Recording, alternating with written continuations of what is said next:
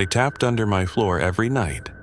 6 slow beats, a long pause, then 2 quick knocks. The blizzard hit our road on a Tuesday morning, and by Wednesday afternoon we were sitting in the dark with no idea when the power would come back. They told us 3 days. Far enough that when lines go down, you're not first priority.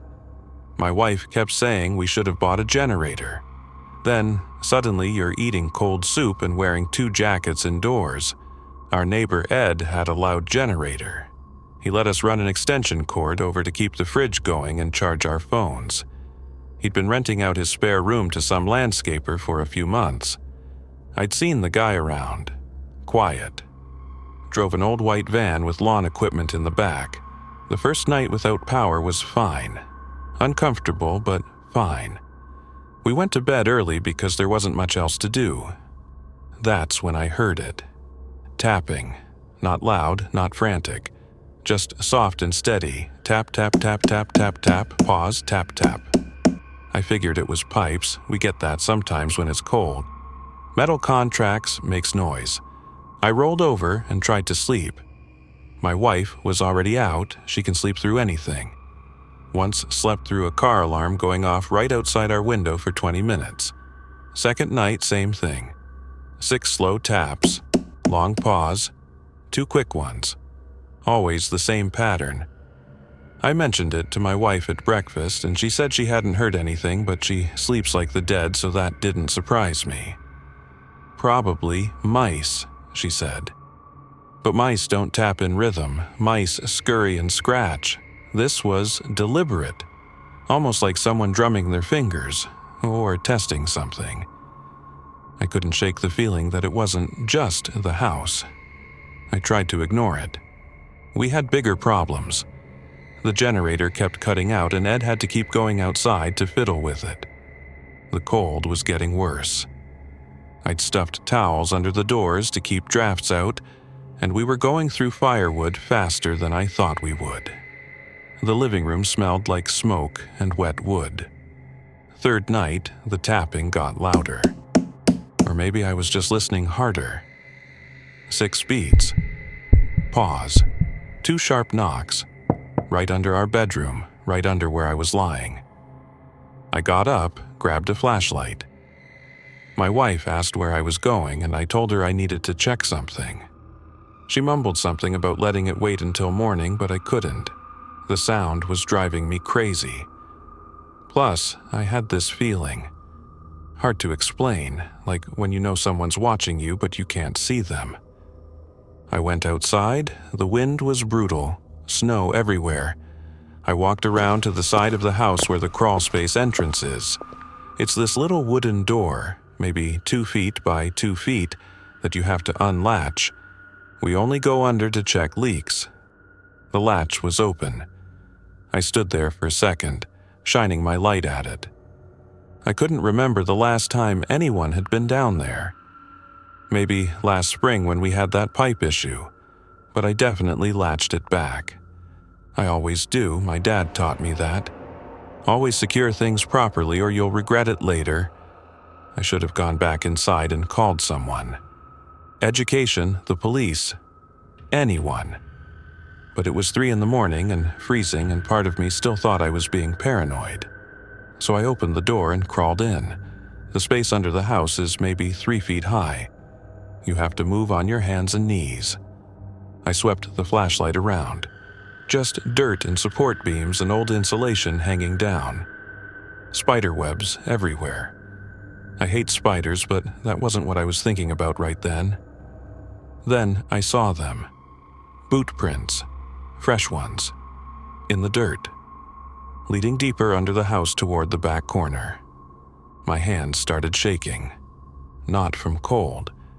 I followed the prints with my light, and that's when I saw the pile. What I found beneath our floor made my skin go cold. A blanket. One of ours.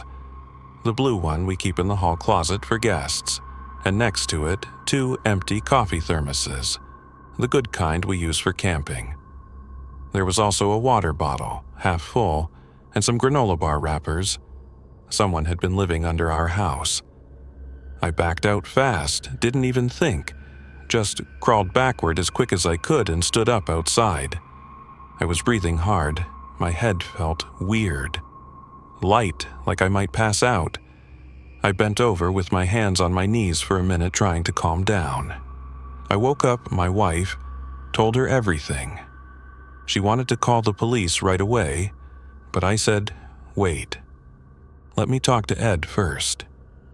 Maybe because his generator was the only thing keeping us going and I didn't want to cause problems. Fear makes you think weird. Ed answered his door in a bathrobe. When I told him about the crawlspace, his face went pale. He said the landscaper guy, the one renting his room, had been acting strange, disappearing for hours. Said he was on a work binge, but Ed hadn't seen him do any actual work in weeks. His truck barely moved some days.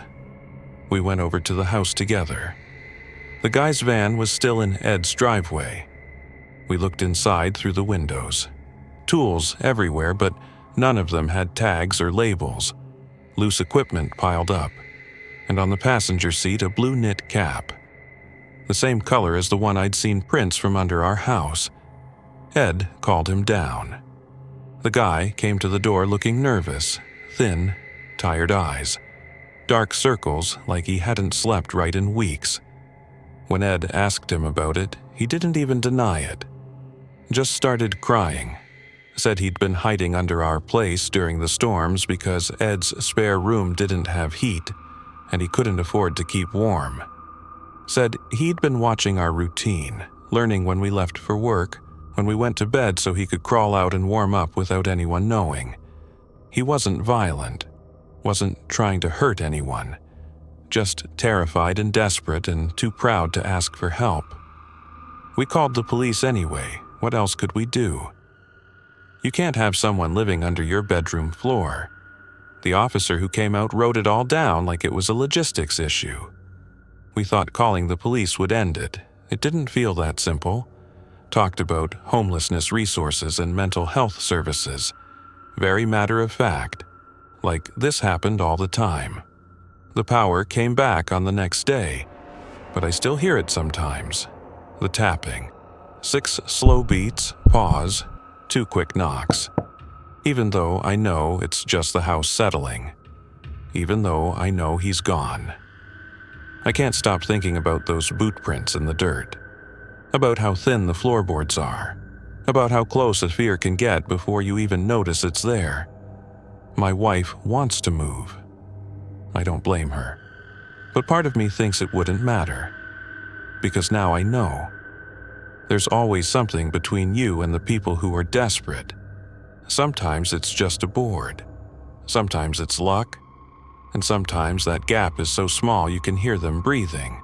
And the worst part is you never know when someone else might need that same thin space to survive.